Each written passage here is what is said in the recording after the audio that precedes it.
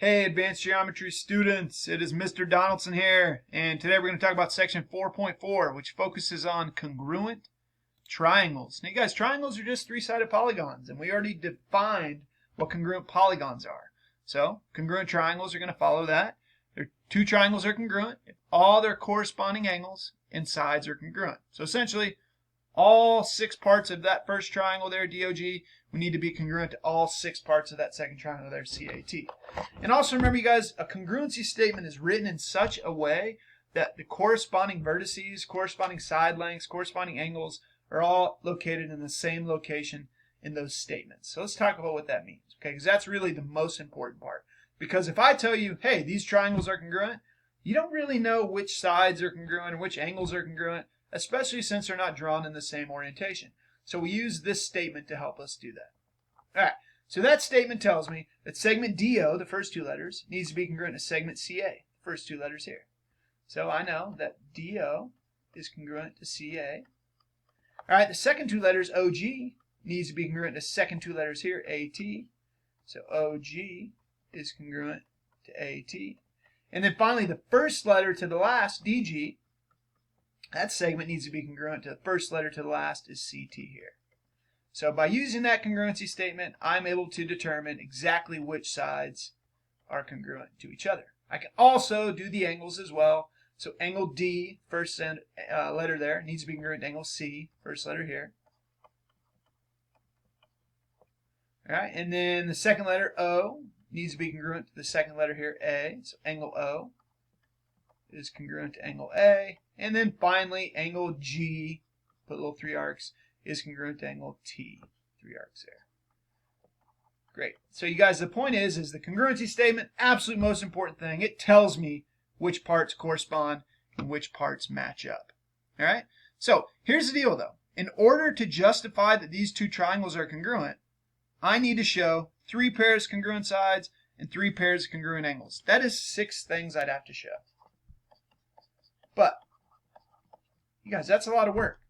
But triangles are unique in a way that you don't have to show all the parts are congruent to justify congruency. If you're just given a few parts, it will make the triangles congruent. And so these are called triangle congruency shortcuts, and that's the focus of today's lesson. So let's take a look at this little sketch, and I'll justify these for you. All right, suppose I have 2 students. All right, so I'm going to give these students 3 sticks, all right, or 3 segments that represent the side lengths of a triangle. And let's just see, just with the side lengths. I'm not telling them to make the angles any specific size. I'm just giving them side lengths. Let's see if they end up with the exact same triangle. So check it out. So I'm going to hand them both the first segment. They put it down. Boom, boom. They're congruent to each other. I hand them both the second segment. They attach it there. This person attach it to point A. This person attach it to point X.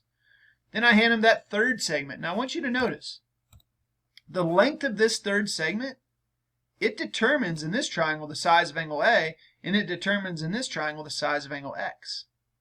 So the idea is that, and also, if I change the size of that second segment there, AC and XZ, it's changing the size of angle B and angle Y. So the idea is that just by giving side lengths, that is enough to prove the triangles are congruent to each other. Check it out. I didn't tell these students to make the angles any specific size, but just by using side lengths, notice how all the angle measures are equal. Their corresponding angle measures are equal. Therefore, they're congruent. So therefore, we know by only knowing all 3 sides are congruent, that is enough information to show the triangles are congruent.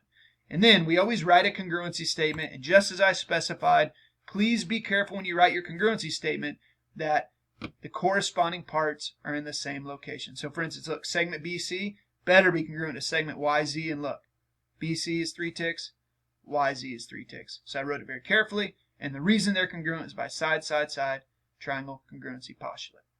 All right, there's another shortcut. This one's called side, angle, side. Now notice the way this is written is the angles located between the 2 sides. Side, angle, side, or SAS. So if I give each student a side length, they put it down on their desk. I tell them, all right, I want you to make an angle this size. They both create an angle that size using a protractor. And then on the other side of that angle, along this dotted line, they're going to give I'm going to give them a specific side length. They both Use that. Boom. Now notice, there's only one place I can put the third side of that triangle. That's from C to B here, from Y to Z there. I finish those triangles and boom, check it out. Those triangles look exactly the same, and all they were given was two sides and the angle between them. And they both have the same third side length. They both have the exact same other angle measures. So that is enough to justify the triangles are congruent. So by only knowing two sides and an included angle, and included means the angle between those two sides. See how this angle is between those two congruent sides? And the angle is between those marked sides? Then I know that the triangles must be congruent. And here's my congruency statement, written very carefully to make sure that I show which parts correspond and are congruent. And the reason I know these triangles are congruent is by side angle side. It's a shortcut. I don't have to show the other three things. By just giving side angle side, it's going to make those triangles congruent to each other. So now with all these A's and S's, you might be asking, well, what about ASS? Okay, you're teenagers here, right? Of course you're thinking that. So check it out. Well, let's talk about it. The difference between side angle side and angle side side is that in this case, the angle is not directly between the two sides. All right, so I give students each an angle. Okay, I want you to have an angle that size in your triangles. Okay, then I give them a side length. There we go. So now I'm going to give them a second side length. But this time, this side length is not going to be along this dotted ray because I don't want the angle to be between the two given side lengths. Rather, it's going to go from B and from Y. But watch what happens. This student draws the side back towards that given angle. This student draws the side away from the given angle. And what we end up here with is two completely different looking triangles. So what this means is that if you're given two sides and an angle, the only way to justify the triangles are congruent is if that angle is directly between those two sides, and that is not the case here. So we can see by this counterexample that by only knowing two sides and a non-included, which means the angle not between those two sides, then the triangles are not guaranteed to be congruent. So ASS isn't enough to guarantee triangle congruency. So AS is not a reason. All right. So let's go back and let's write this into our notes.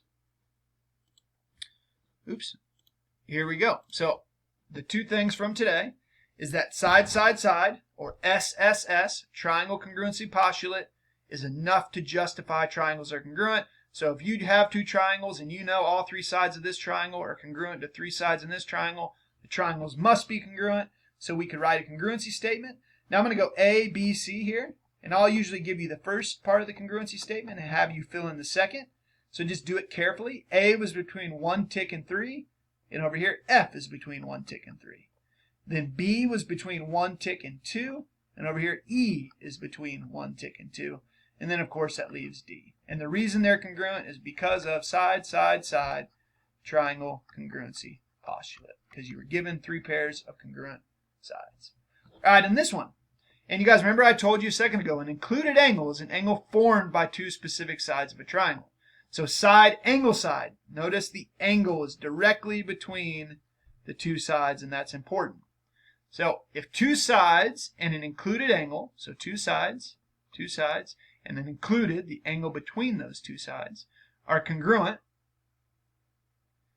in one triangle, are congruent, to the two sides included angle of another triangle, then the two triangles are congruent. This is side, angle, side. We got a side, we got a side. See, this side's congruent to this one. This side's congruent to this one, and then this angle that's between them is congruent to this one. So that is enough, just as I showed you in that little sketch, to justify the triangles are congruent. So if I said triangle GHI is congruent to, and ask you to fill in the congruency statement, you would say, all right, G is between the 1 tick and the no ticks, so I'm going to start with L over here. And then H is the marked angle, so I'm going to do J next, the marked angle. And then I is between 2 ticks and none, and K would be last. And this is by side, angle, side, triangle congruency postulate. That is my reasoning. All right, let's do some examples. Okay, so this is the type of question I'll ask you. I'll say, hey, are they congruent? You'll tell me yes or no. And if yes, you got to write a congruency statement and give me a reason. When I say give me a reason, I either want one of those postulates we just discussed. So we look at the first example here. I'm like, all right, this side is 5, and this side is 5, and this side is 6, and this side is 6, and this one's 8, and this one's 8. You guys look, all three sides of this triangle are congruent to all three sides of this triangle, And because of the side triangle congruency postulate, that guarantees the triangles are congruent. So yes, the triangles are congruent. And write your congruency statement very carefully. So if I say triangle ABC, well, A was between 5 and 8. So over here, I got to start with E between 5 and 8. And then B was between 5 and 6. And over here, F is between 5 and 6. And then finally, of course, D would be last. And the reason of the justification is because all three pairs of sides were congruent. So side, triangle, congruency, postulate. All right, in this next example, you'll notice when you look at this, you're given two pairs of congruent sides, S and an S. All we have are two S's. But you need three things in order to show triangles are congruent. So you may think, oh, there's not enough information. But don't forget what we've learned so far. We've learned that vertical angles are congruent. You're always allowed to mark things that you know to be true by things we've already learned. So these triangles are in fact congruent because of side, angle, side. Notice that congruent angle is directly between the two sides. So I could say, all right, well, triangle GHI is congruent to triangle, let's see, G was between 1 and none, J is between 1 and none, H is between 2 and none, K is between 2 and none, and then I. And this reason is because of side, angle, side, triangle, congruency, postulate. All right, now we look at example 3. So in this example, you guys have got two sides marked congruent and an angle, so you might think it's side, angle, side. But notice, the angle that's given is not directly between the two sides. So this is not side, angle, side. This is angle, side, side. And you absolutely cannot prove triangle congruency by given angle, side, side. All right, 3 more examples, and then we're done. All right, look at this example. Same kind of deal as the second example on the previous page. What's given to me is one pair of congruent sides and another pair of congruent sides. But that's only 2 pairs of congruent sides, and 2 things is not enough. I need a third. But notice, both triangles have side MO. And of course, segment MO would be congruent to itself. It's the same segment. So I can definitely justify these triangles are congruent because of side, side, and side. So I would say triangle LOM is congruent to triangle. Now I got to be careful to match up. L is between 1 and 2, N is between 1 and 2. O is between 2 and 3, and M is between 2 and 3. And then finally, pop O on the end here.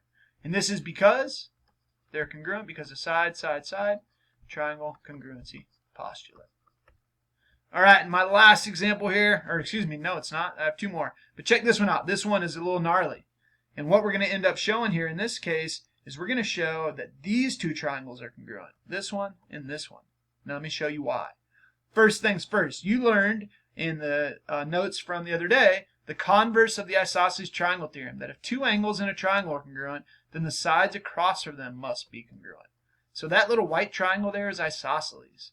You guys also know that alternate interior angles are congruent if lines are parallel. And these little arrows indicate the lines are parallel, which makes angle GHK congruent to angle HKJ.